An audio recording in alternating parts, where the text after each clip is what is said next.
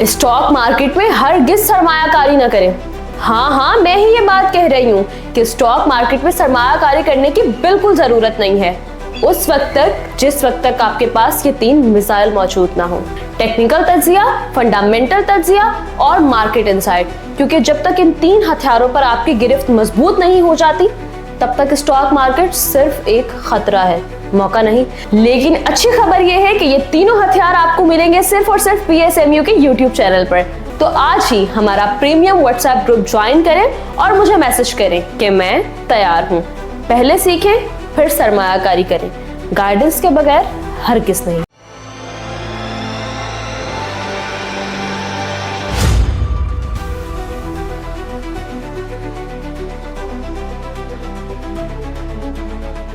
अस्सलाम वालेकुम, मैं हूं नादिया अनवर और आप देख रहे हैं पाकिस्तान शेयर मार्केट अपडेट्स। नाजरीन, आज बात करेंगे हम मार्केट की और जो है आज फ्राइडे था, लास्ट वर्किंग डे था, लास्ट इस वीक का जो है मार्केट का सेशन था, जो कि हमने देखा कि काफ़ी ज़्यादा नेगेटिव था। जी हाँ, बिल्कुल। और जो है एकदम से हम देख रहे हैं मार्केट मुसलसल जो है वो नीचे जा रही है। और साथ ही साथ अगर हम मार्केट में वॉल्यूम्स की बात करें तो वॉल्यूम्स भी कुछ कम होते जा रहे हैं मार्केट में। क्या वजह है और जो है इस वक्त जो है क्या आगे फर्दर स्टांस रहता है, क्योंकि जो है ज़्यादातर जो लोग हैं वो इस वक्त उनको समझ नहीं आ रहा है। वो ये जानने की कोशिश कर रहे हैं कि आखिर ये सेलिंग कब तक चलती रहेगी और यहाँ पर जो इस वक्त मार्केट में जो एक मंदी का जो एक सिनेरियो है वो कब तक चलता रहेगा। ये सारी बातें जो है आज हम डिस्कस करेंगे और आज हमारे साथ मौजूद हैं अमीन अब्दुल गफ्फार साहब। जी हाँ, और उनसे हम जानेंगे मार्केट के बारे में, कुछ इनसाइट बातें भी उनसे हम जानने की कोशिश करेंगे।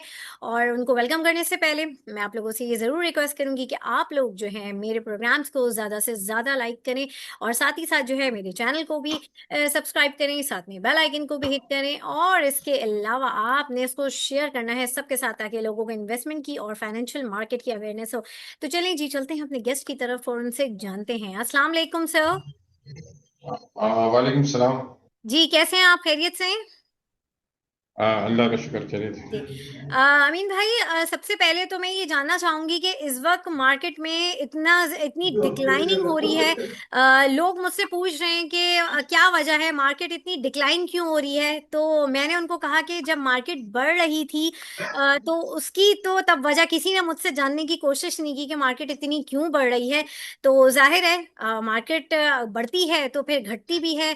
अब ये करेक्शन है, ये मंदी है, इस बारे में आप क्या कहेंगे? फर्दर तफसीलात मैं चाहूंगी कि आप हमसे शेयर करें। देखिए, सबसे बड़ी बात है कि मार्केट ओवरबॉट थी। और पहले भी आपके मैंने प्रोग्राम में कहा था कि जब रिजल्ट का सीजन आए तो उस वक्त आप सारी आइटम सेल कर दें, हम्म। क्योंकि रिजल्ट के हिसाब से मार्केट का जो रेट है वो नहीं है। अब ये कि जितना पे आउट आएगा तो इतना रेट आप हिसाब कैलकुलेशन करेंगे तो रेट ज़्यादा नजर आएगा आपको। तो जो म्यूचुअल फंड वाले होते हैं वो देखते हैं कि हमको इतना परसेंट छूट रहा है और ये रेट बन रहा है, तो उसके हिसाब से वो मार्केट में चलते हैं। तो मार्केट ओवरबॉट थी, मतलब इनके हर कंपनी के इनके ये पे आउट से ज़्यादा रेट थे।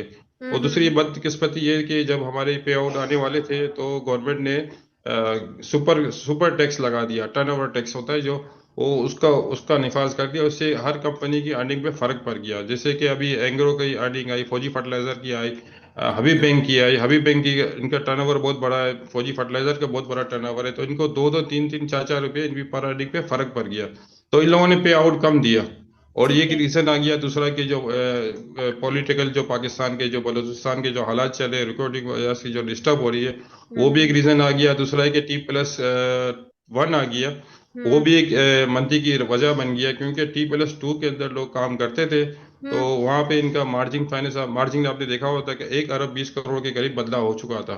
हाँ। तो जो आपने देखा कि काफी, मतलब एक हफ्ते के अंदर इंडिविजुअल की सेलिंग है, तो ये इंडिविजुअल की सेलिंग खुद ब खुद नहीं थी, ये सेलिंग कराई गई है। मेंबरों ने इनका सौदे इनको काटे, इनको बेचने पे मजबूर किया है, इनसे अच्छा। इनका सौदा आउट किया है। उनको कहा कि भाई अभी T+1 हो गई है, अब हम्म। ये 100% कैश की मार्केट हो गई है, तो अभी हम बदले वगैरह में या फिर कोई ऐसे कॉन्ट्रैक्ट में काम नहीं करेंगे, आप इसको सेल कर दें या फिर डिलीट उठा दें। तो सबके पास इतने पैसे तो होते ही नहीं है। तो लोगों ने सेल करना शुरू किया, लोगों का डिफरेंस बढ़ना शुरू किया। जिन लोगों ने बाद में बेचा वो बेचारे पूरे फारिग हो गए, जिन लोगों ने पहले बेचा वो थोड़ा कम नुकसान हुआ। तो ये कि अभी के 100% कैश में मार्केट आ गई है T+1 से। ये एक अच्छी बात है, मगर इसका जो इसके अलावा जो दो तीन और न्यूज़ भी जो आ गई, जो सुपर टेस्ट की जो हालात है और जो पे आउट की, ये दो तीन और रीजन मिलके ये मंदी की वजह बन गए। बहरहाल सही। मंदी तो इसको हम कह सकते हैं, क्योंकि करेक्शन तो इतना लंबा नहीं होता। पूरा हफ्ता आपने अच्छा। देखा कंटिन्यूस मार्केट डाउन होती गई और रेट बहुत ज्यादा कम हो गए। तो हाँ। बहरहाल तेजी तो आएगी, मगर ये कि तेजी हो सकता है कि रमजान, मिड रमजान में आए या रमजान के बाद आए। तो जब हम्म। तक अगर आप सरवाइव कर सकते तो सरवाइव कर लें, या फिर आप ट्रेडिंग करें मार्केट, अगर अप साइड पे जाए तो सेल कर दे और डी पे जाए तो बाइंग कर दे। ये स्ट्रेटजी रखे तो इससे इंशाल्लाह आपको लॉस जो आपको हो रहा है वो कम हो जाएगा। सही। अच्छा अमीन भाई, अभी आपने जो बात की उससे मुझे ऐसा लगा कि जैसे इस वक्त रिजल्ट्स आ रहे हैं और जो बड़ी कंपनीज हैं जिनके हम बहुत ज्यादा अच्छे रिजल्ट्स एक्सपेक्ट कर रहे हैं या डिविडेंड एक्सपेक्ट कर रहे हैं, वो नहीं उस तरह से आ रहे हैं। तो इसकी एक बड़ी वजह क्या सुपर टैक्स है? आपने अभी जैसे कि कहा, तो क्या ये वजह भी एक है?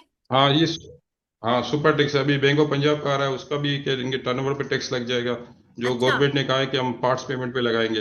पहले सही। गवर्नमेंट ने कहा था कि एक साल के लिए लगेगा, उसको एक्सटेंड कर दिया। अब फिर बोला हाँ। कि आप एक साल का एक साथ ना दे, आप पार्ट्स पेमेंट पे दे, फोर हम्म। फोर इंस्टॉलमेंट पे दे, ताकि इसको आपको कैश फ्लो मार्क आपके पास रहे। तो सही। ये अर्निंग की डिक्लाइन होने की एक बड़ी वजह बन गई है। सही। तो मुझे ये बताएं कि इस वक्त बीओपी का रिजल्ट आ रहा है, तो क्या इसको लास्ट क्वार्टर में तो डिविडेंड नहीं मिला था, इस दफा डिविडेंड की एक्सपेक्टेशंस रख सकते हैं? देखिए बीओपी का डिविडेंड मिले ना मिले, मगर इसके शेयर के जो रेट है वो ऊपर अप की तरफ जाएंगे, आज क्योंकि तो बहुत नीचे बीओपी आ गए। और हाँ, तो नीचे आके तो इसकी वजह ये होती है कि लोग इसमें पेंडिंग के अंदर सेल करते हैं ना। अगर किसी अच्छा। आइटम के अंदर लोगों को, जैसे ऑयल एंड गैस के अंदर काफी मतलब लोगों को लॉस हो गया, तो लॉस की हम्म। पेमेंट भी तो करनी है। लोग फिर कैश नहीं देते, फिर अपनी आइटम दूसरी स्टॉक बेच के सेल कर देते हैं, उसको अपनी पेमेंट डिफरेंस अदा कर देते हैं, तो इसकी वजह से ज्यादा पेंडिंग आ जाता है।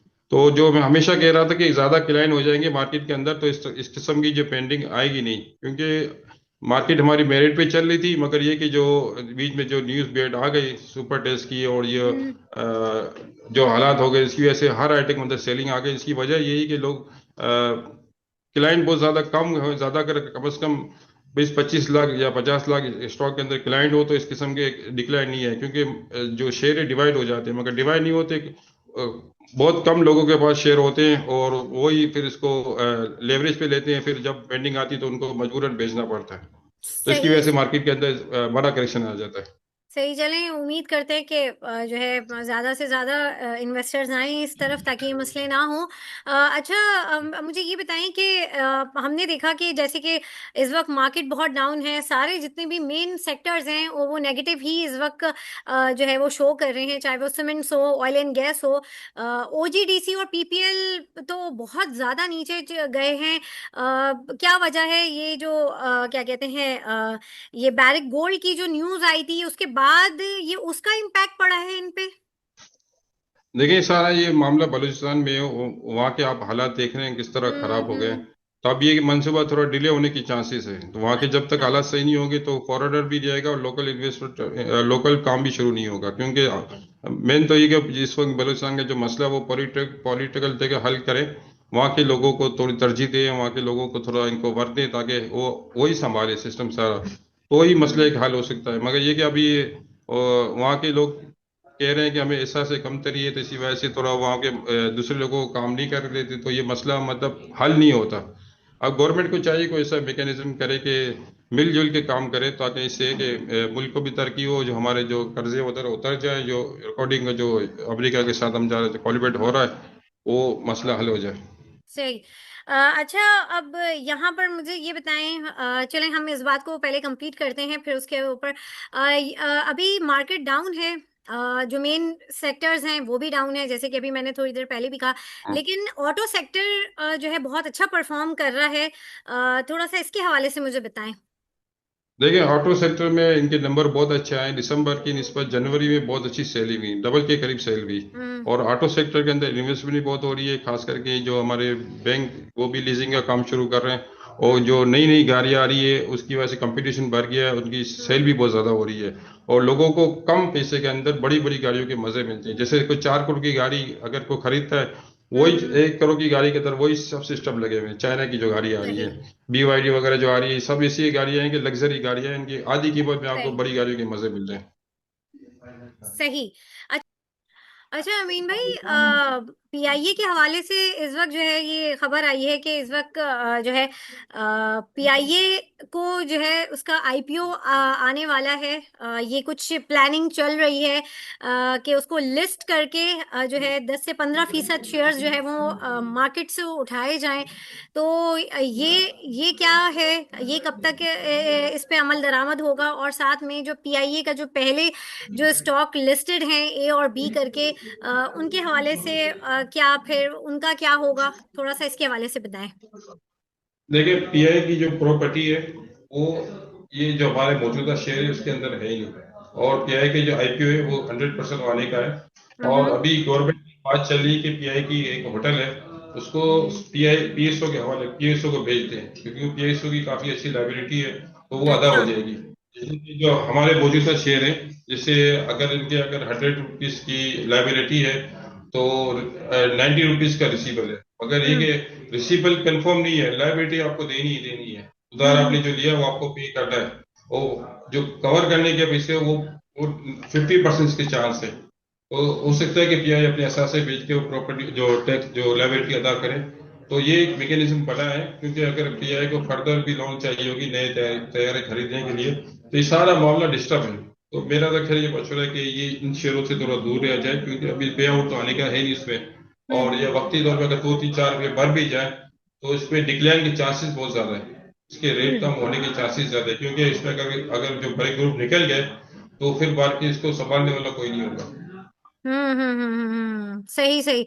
अच्छा अमीन भाई, मार्केट में जैसे कि इस वक्त हम देख रहे हैं फॉरेनर्स की बहुत ज्यादा सेलिंग आ रही है, तो मुझे ये बताएं कि ये जो सेलिंग आ रही है इसका बायर कौन है। देखिए, फॉरेन की सेलिंग तो जब से तेजी शुरू हुई, 42,000 से आप देख रहे हैं कि मार्केट फॉरेन की मुसलसल सेलिंग है। हम्म हमारी मार्केट जो फ्रंटर मार्केट से निकल के एमएनसी मार्केट की तरफ जा रही है, हम्म तो उसको सपोर्ट करने के लिए इसमें लोकल म्यूचुअल फंड ने बड़ी इसमें अच्छी कारकर्दगी अदा की है।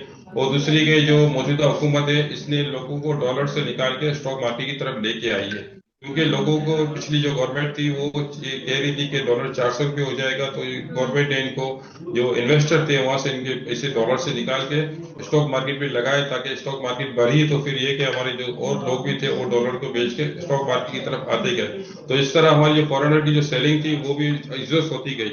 वो फॉरेनर बेचते गए, हम लोगों ने इस पे अपने डॉलर बेच के स्टॉक के शेयर खरीदते गए, उसमें हमको डबल हो गए, और फॉरेनर को डॉलर भी मिलते गए। तो ये अच्छी प्लानिंग थी, इससे हमारी सिचुएशन अच्छी हो रही थी। देखे जितने पेंडिंग हालात थे मतलब बेहतर हो रहे थे। अभी जो जंगी हालात हो गए वो तो एक अलग सी बात है, बाकी अगर वो उसी तरह सिलसिला चलता तो हम आईएमएफ के प्रोग्राम से भी निकल जाते।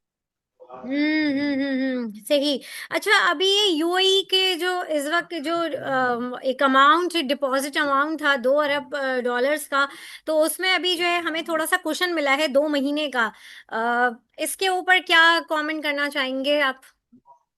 देखिए, एक तो 1 अरब डॉलर यूएई के हमने इसके फौजी फर्टिलाइजर अदा कर दिए थे, और दूसरा इन लोगों ने यूएई सऊदी अरब से माहिदा कर दिया कि हम इसको जेक हंटर देंगे, और फौजी फर्टिलाइजर ने अपनी शेयर दी थी। अब ये कि दो यूएई के जो मसला है, 2 अरब डॉलर का रोल ओवर 2 महीने का टाइम मिला है, और ये हो सकता है कि एक्सटेंड हो जाए। 6% पे गवर्नमेंट की इसकी बात हुई है कि 6% ये मार्कअप लेगा और हमको एक्सटेंड कर देगा। तो मुझे लग रहा है कि जो हालात चल रहे हैं तो मजीद भी एक्सटेंड कर देगा।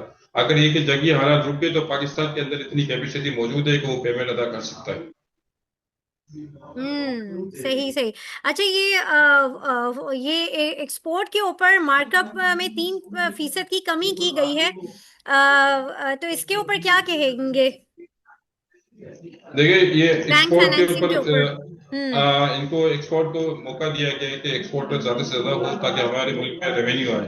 तो जो लास्ट टाइम जो पिछली हुकूमत थी उसने जो डॉलर के अंदर जो पेंडिंग पैदा की थी, उसमें हमारे जो टेक्सटाइल के जो सेक्टर थे उन लोगों ने पाकिस्तान डॉलर नहीं मंगाए।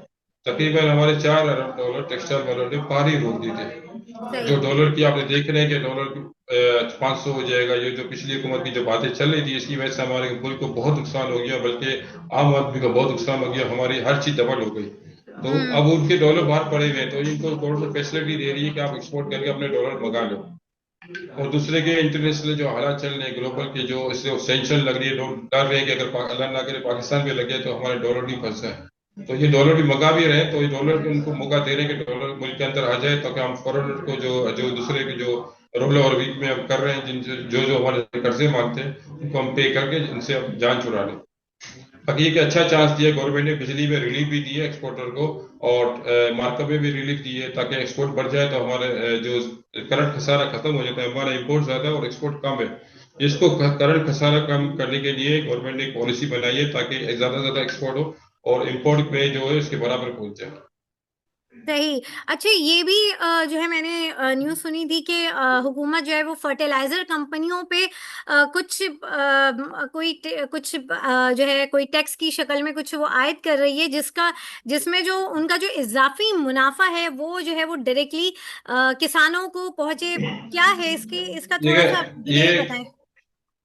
गवर्नमेंट ये फर्टिलाइजर सेक्टर की जो गैस मिलती है उस पर लेवी लगा रही है, वो तकरीबन 300 से 400 रुपये पर बैग फर्क पड़ जाएगा, तो वो फिर रेट बढ़ा देंगे, तो इससे फर्टिलाइजर के प्रॉफिट में फर्क नहीं पड़ेगा। गवर्नमेंट लेवी लगा रही है चार्जेस गैस के ऊपर, तो इसकी वजह से थोड़ा मामला है, मगर इतना बड़ा इशू है नहीं। वैसे भी फर्टिलाइजर की जो सेल और डिमांड भी बहुत ज्यादा है, हमारी फर्टिलाइजर भी बहुत अच्छी है और इसकी जो रिटर्न बहुत अच्छा मिलता है इससे जो काश्तकारों को, तो इतना मतलब फर्क नहीं पड़ेगा। महंगी वैसे भी मार्केट में, ओपन मार्केट में तो वैसे भी ब्लैक में बिकती है। सही सही। और मंडे के हवाले से अमीन भाई क्या कहना चाहेंगे, कैसी लग रही है मार्केट इस वक्त, इतनी नेगेटिव चल रही है। आगे आने वाले हफ्ते में जो है रमजान भी इंशाल्लाह एक्सपेक्टेड है कि रमजान भी स्टार्ट होगा, तो कैसी लग रही है मार्केट, और साथ ही साथ जो है क्या टॉपिक्स आप सजेस्ट करेंगे वो भी बताएं। देखिए, मुझे तो मंडे मार्केट तो अभी इतनी खास अच्छी नहीं लग रही, मतलब ये कि 15-20 दिन मतलब मजीद इस तरह रहेगी, क्योंकि सेलिंग बहुत ज्यादा आ गई मार्केट में। जो शेयर है उसको एग्जॉस्ट होने में टाइम लगेगा, जिससे कि अगर आपको इन्वेस्टमेंट के लिए तो सुई नॉर्दर्न के अंदर 25 रुपये अर्निंग की जा रही है कि 25 रुपये शेयर इसकी अर्निंग आएगी, तो इसके रेट के तकरीबन 200 के ऊपर निकल जाएंगे, ठीक क्योंकि है। नॉर्दर्न के ऊपर हाँ। और दूसरा के कुछ ऑयल सेक्टर है उसमें आप बाइंग कर सकते हैं। और दूसरा है कि बैंकों का जो है कि अभी हो सकता है कि मार्केट बढ़ जाए, तो उसमें हबीब बैंक अच्छा है, नेशनल बैंक अच्छा है, अस्करी बैंक अच्छा है, और बैंक ऑफ पंजाब भी बहुत अच्छा है। बैंक ऑफ पंजाब यूबीएल जो गवर्नमेंट को 22% में 10 साल के लिए अमाउंट दी है, तो ये इसमें चांसेस अच्छे हैं, मगर बैंक ऑफ पंजाब के रिजल्ट देखने के बाद इसमें काम करें। सही। तो ऐसा तो नहीं होगा, एक आखिरी सवाल, कि बैंक ऑफ पंजाब का अगर उसने डिविडेंड दे दिया तो स्टॉक नीचे तो नहीं आ जाएगा मजीद। नहीं नहीं, स्टॉक ये मतलब जिनके हाथ में गरीब है वो इतनी जल्दी छोड़ेंगे नहीं, बताइए कि पेंडिंग करते हैं, इनको पता होती है कि जो फंसा हुआ है इनसे हमको माल लेना है, तो उसको मार्केट में इसका आइटम को तोड़ के उसे शेयर खरीद लेते हैं। ये सही। ये हमारे मुल्क की बदनसीबी या हमारी मार्केट की बदनसीबी के लोगों को पता चल जाता है कि इसकी ये स्टॉक के अंदर या ये फंड बेच रहा है, या वो ये क्लाइंट इसके अंदर बदले में इतने शेयर पड़े हुए, तो फिर इसको ये किसी ना किसी तरह से माल ले लेते हैं। तो ये सही कहते सही। हैं, पहले ये कहते हैं कि आपके पास जितने पैसे उतना काम करे तो आपको कोई नुकसान नहीं पहुंचा सकेगा। सही सही बिल्कुल। बहुत शुक्रिया अमीन भाई आपका। और नाज़रीन, यहाँ पे लूंगी मैं इजाजत, इंशाल्लाह आप लोगों से फिर मुलाकात होगी, तब तक के लिए अल्लाह हाफिज।